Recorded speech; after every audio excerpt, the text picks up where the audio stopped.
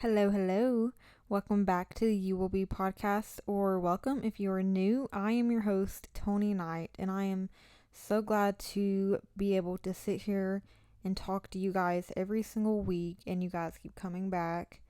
If you're new here, this is a podcast that we discuss things like mental health, self-esteem, really all those struggles we talk about, and we just get into that.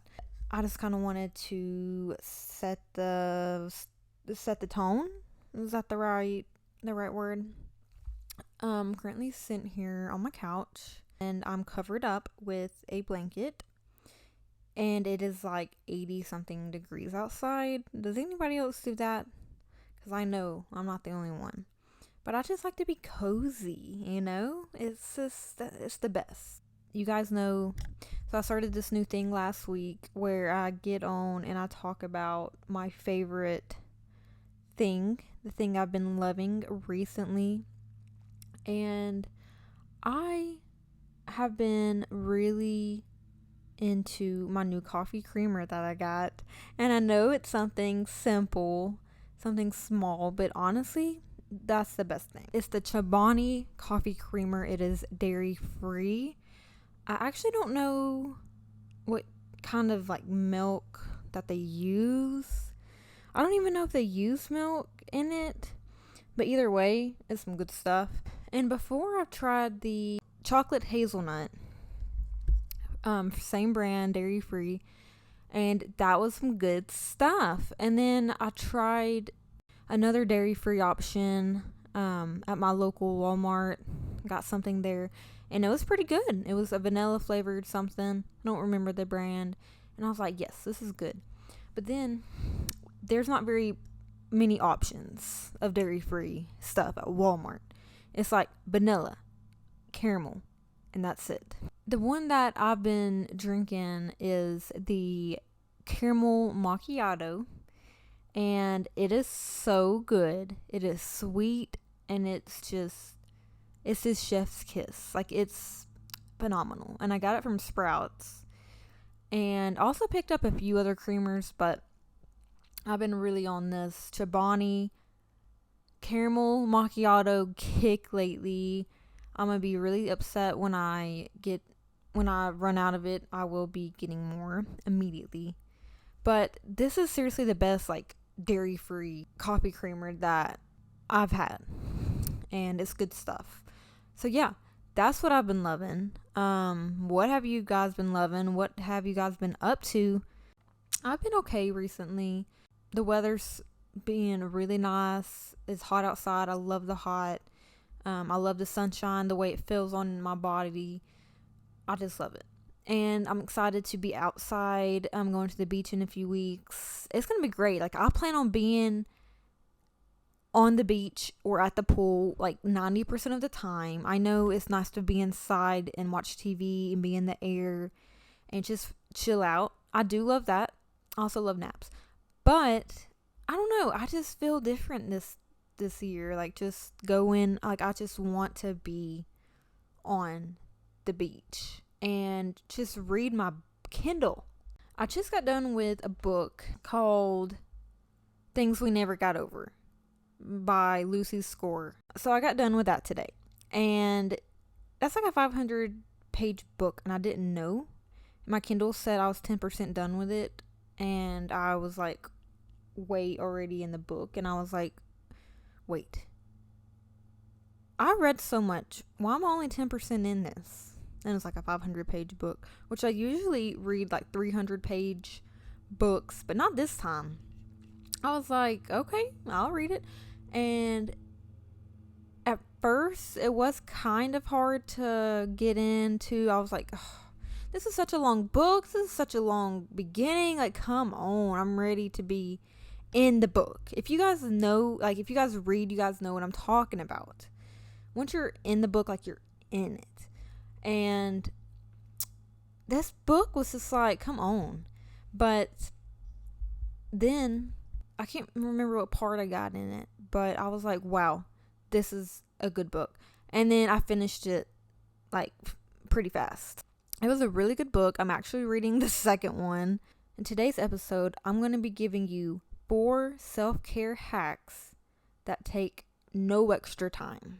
So, what is self-care? What would you say is your definition? Because I think everybody's definition of self-care is different. I just looked up the definition. Self-care. So it says that self-care includes everything related to staying physically healthy, including hygiene. So like showering, shaving, when people are like, oh, self-care, gotta shower. Nutrition, so eating good, making sure you're getting your vitamins, all that good stuff. And seeking medical care when needed. It's all the steps an individual can take to manage stressors in his or her life and take care of his or her own well-being. So that's a pretty good definition, I would say. But sometimes people don't want to take care of themselves. They don't want to do self-care because it takes time. Like they just want to be on the couch and go to sleep. But the thing is that self-care is so important, because when you just go a day with missing a self-care act, then you're going to go 2 days without it. And then it's going to be 3 days. And then make that a week. Oh my gosh, what are we doing here a month later? It's like you have to take care of yourself for yourself. Like nobody else is going to do it for you. Nobody's going to shower for you. Nobody's going to get good quality sleep for you. Right? So you need to take care of yourself. So these are just some, let's call them hacks that they don't take no extra time. And I want you to think about these. I want you to really think about them and apply these things to your life. And let's get into it. So the first one I have for you is the 5-second rule by Mel Robbins. So Mel Robbins is a podcast host, an author, a motivational speaker, and a former lawyer.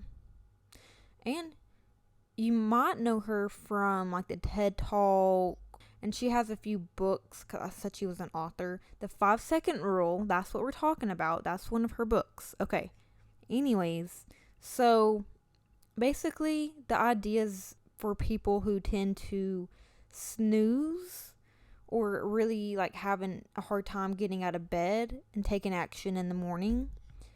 So like when your alarm goes off, simply think to yourself, 5, 4, 3, 2, 1.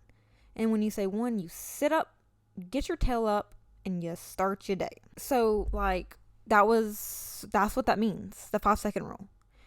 So let's say I know you've heard the 5-second rule, because if you drop something on the floor, you're like, oh, 5-second rule, right? That's what this is.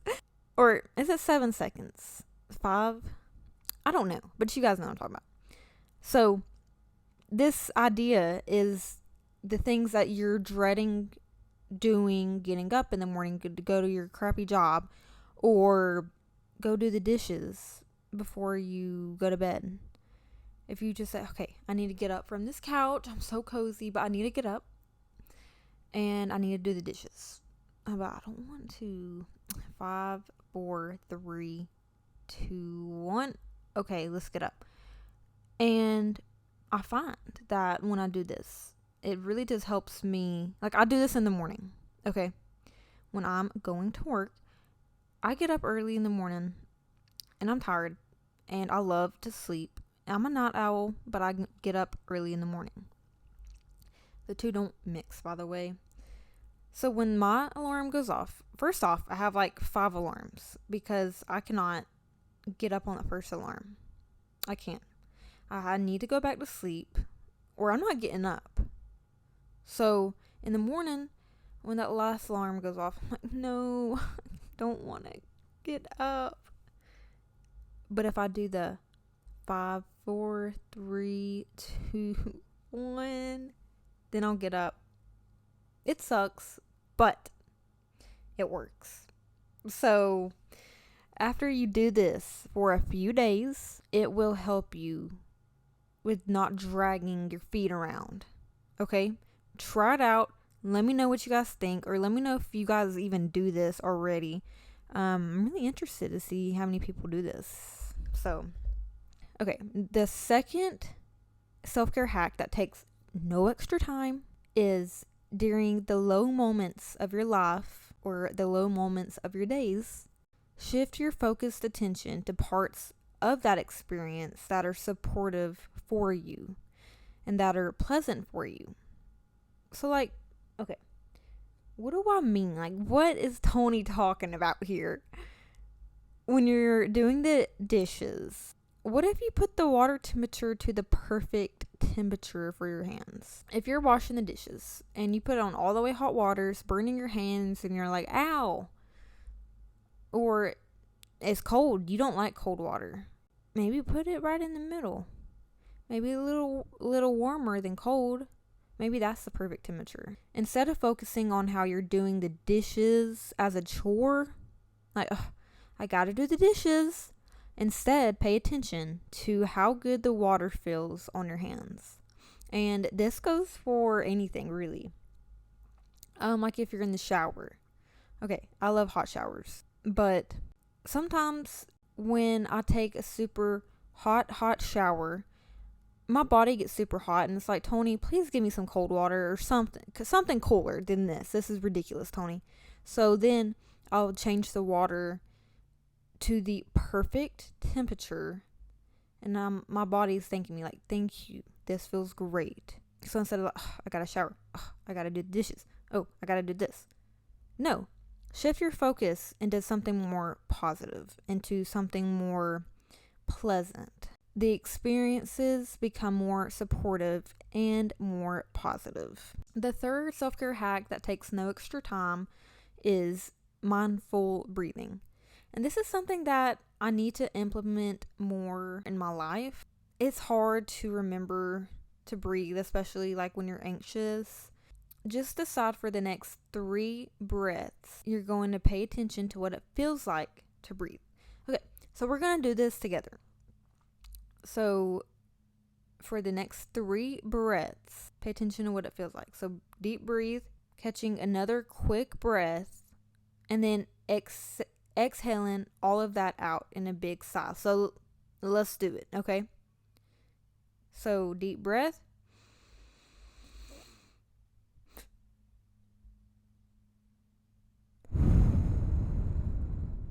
Okay, you guys, I'm getting lightheaded. What is going on? But I'm getting lightheaded. I think I'm getting a headache. Not from this. Hang on. I think I was getting a headache earlier, and then I ate something and I was okay, but I think it's coming back. So you're supposed to do it 3 times. So deep breath, and then catch another quick breath. Like, don't let it out or anything yet. And then exhaling all of that in a big kind of thing. And what it's supposed to do is it's supposed to help reset your nervous system. So when you're anxious, and you know what? You don't even have to be anxious. If you just want to take a breather for a second, do that. I actually need to do this at work a lot more often because, you know what I mean? Maybe like when I go to the bathroom or something, I can just do this little mindful breathing and then be okay. I mean, it's worth a shot. Last thing. I know this is very straightforward, but these don't take any extra time, you guys, and that's amazing. The last and final thing is let yourself daydream. This is seriously my favorite thing that I do. So give yourself permission to daydream about what if everything went right for you, about the things in your past that were amazing, what you want your future to look like, happy memories, what it feels like when you reach your goals. I mean, I know, and I know I'm not the only one that does this. I know. But sometimes at night when I'm about to go to sleep, I kind of make these like fake scenarios up, and then like I close my eyes and I'm like playing it like a TV or something. I don't know if that makes any sense, but I do that. And I'm like, okay, like, what am I dreaming about today? Anyways, I don't know if that's a daydream, but like I do daydream a lot. It's one of my favorite things to do. I mostly think about like my future and what it's gonna feel like when I reach my goals, because my future, like I want kids, what it feels like when I reach my goals. I want to be this big business owner, um, with a warehouse and with employees and me at my desk, and that's what I want my future to look like, my goals. And I think about that every single day. And I think sometimes people make it seem like daydreaming is the worst thing here. Like daydreaming is unacceptable. It's not okay. You always need to stay busy. You don't have time to daydream. But like you do though. And people do it without even realizing it. It's okay to daydream. It's totally normal and it's totally okay. So if somebody told you before that you don't need a daydream, that it's a waste of time and that blah blah blah, really don't listen to that. Okay? Just don't. Okay, guys, that's going to be it for the end of this episode. I really hope that you guys loved it. I really hope that you guys loved this. Definitely tell me which one you guys are going to be trying out, if you're going to be trying all 4 of them. Definitely let me know which one is your favorite. If you already use one of these or all, let me know. I want to know what you guys think and what you guys got to say about this, because all 4 that I gave you are just really, really beneficial and can really help you with your everyday life, your self-care. We talked about what the meaning of that is. Everybody's definitions are different, but at the end of the day, self-care is doing stuff to better you mentally, physically, emotionally. And it's important to take care of yourself in all aspects. Like there are so many different ways that you can take care of yourself, and maybe that's going to be in a future episode. A little bit of self-care things.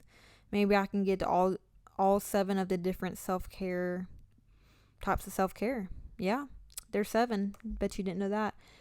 I really hope that you guys have a good rest of the week whenever you are listening to this. I love you guys, and I will see you guys in my next episode. Bye, guys.